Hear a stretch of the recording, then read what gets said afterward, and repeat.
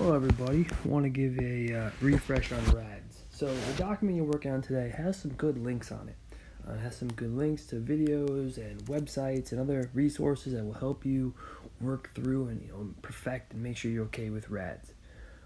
As we keep moving through this review unit, we originally were going to do a kind of a short thing, but we're making it a little bit long. We really want to make sure people are okay with some old material.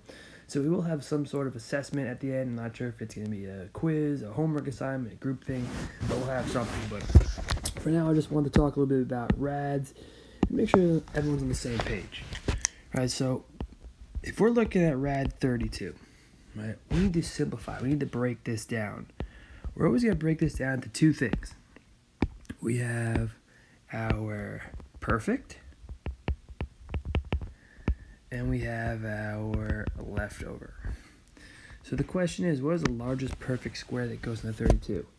16. And 16 times what is 32? 2.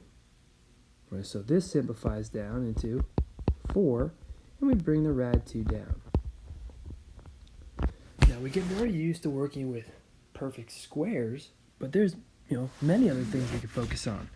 So let's say we went with the third root of 32.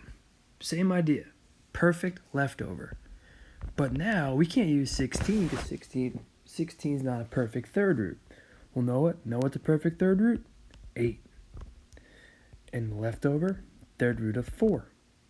The third root of 8 is 2, third root of 4. Same idea, but different index changes a little bit of the work. What about the fourth root of 32? Again, exact same idea. We need our perfect, we need our leftover. Well, if we're looking at things raised to the fourth power, 2 to the fourth is 16. 16 times 2 is 32. What's the fourth root of 16? 2. Fourth root of 2. So again, same starting number under the RAD, different index leads to a little bit of different work. Now, what about if we had the fifth root of 32? Well, in this situation, the fifth root of 32 is just 2. So there's no perfect leftover. The fifth root of 32 is just 2. So square root, third root, fourth root, fifth root, same idea. Perfect and leftover. So now bringing up some new idea, just making sure we're okay with some different things. Multiplying. So if we have 2 rad 10 times 4 rad 8. In this situation, 2 times 4, 10 times 8, 8 rad 80. So we multiplied numbers in front of the rad, we multiplied numbers under the rads. And what are we looking at now? All right, perfect leftover. 80 divided by 4, that works. You know what? 80 divided by 16, well, leftover of 5. 8 times 4, rad 5, 32 rad 5. Done. All right. Time to bring variables into the scenario. So if we focus on variables. So if we have the square root of 2, x to the 5th, y to the 6th, w to the 10th. Still, same idea, perfect leftover. We cannot get rid of that idea, perfect and leftover. So if we focus on the number, what perfect square goes into 2? Nothing. Now when we use the variables, the perfect has to be divisible by the index. So we can't forget it. Our visible index here is 2. So that means if we have 5 x's, we could put 4 because 4 is divisible by 2. If we have 6 y's, we could put all 6 y's. If we have 10 w's, we could put all 10 w's under there because 10 is divisible by 2. 6 is divisible by 2. 4 is divisible by 2. So if we take the square root, all that really happens here is we cut the exponents in half because, showing you the longer route, x to the 4th, y to the 6th, w to the 10th, a rad is the same thing as a half exponent, and if we give that out, x squared, y to the 3rd, w 5th with the 2x in the end. Now let's say we had the third root. Third root of 54, x to the fourth, y, w to the eighth. Perfect, left over. That's on our perfect side. We focus on 54. You know what? 27 goes in the 54. We're left over of 2. Now again, we have to put a certain amount of x's on the perfect side. That's a multiple of the index. So we could put x to the third with an x here. All right, y, we don't have enough y for the perfect side. W, 6 with 2 left over. The third root of 27 is 3. 3 divided by 3 is 1. 6 divided by 3 is 2. And we bring down the leftover. All right, so that's consistent all the time through all this work. Okay. And now, what else do we got to focus on? Rationalizing. All right, you've seen this before. 1 over rad 2. All right, so 1 over rad 2, what do? We multiply by rad 2 over 2 to give us rad 2 over rad 4, which is rad 2 over 2. Now, do we really need to rationalize? Mathematically, rationalizing was beneficial to people back in the days when they didn't have calculators. We do it because it's kind of habit, and we're kind of consistent with doing it.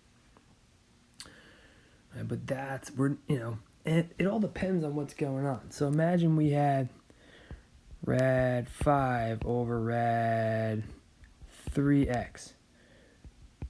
All right, so here we multiply by rad 3x over rad 3x. And we've gotten consistent to the fact that this becomes rad 15x over 3x, and we're done.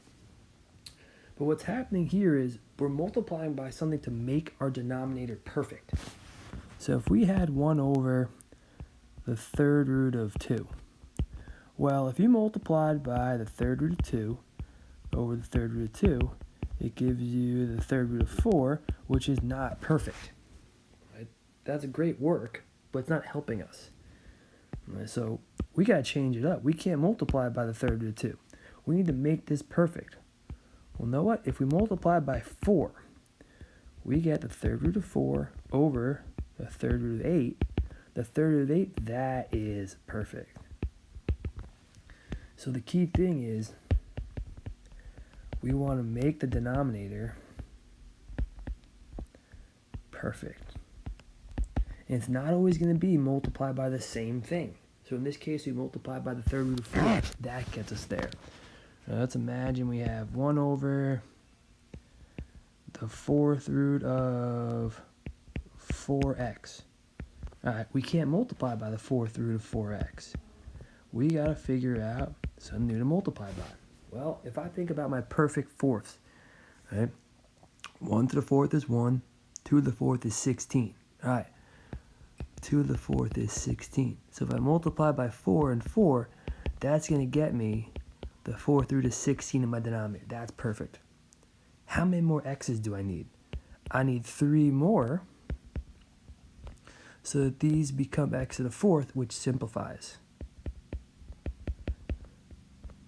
So that gets me the fourth root of 4x to the third over 2x, and I'm done. All right, so it's all about getting things to be perfect.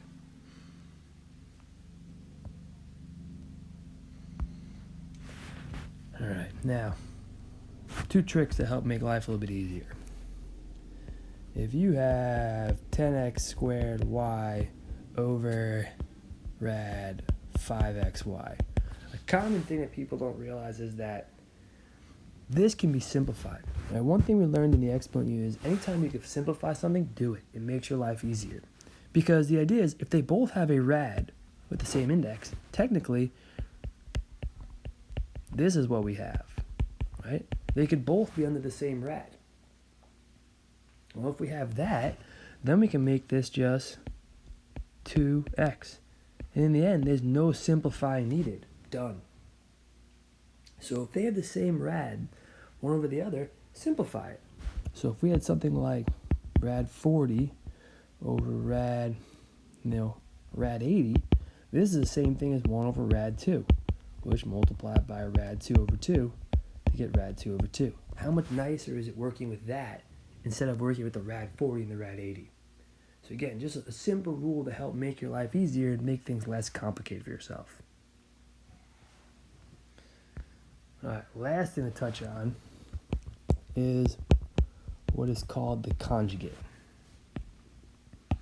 So with the conjugate, we just change the middle sign.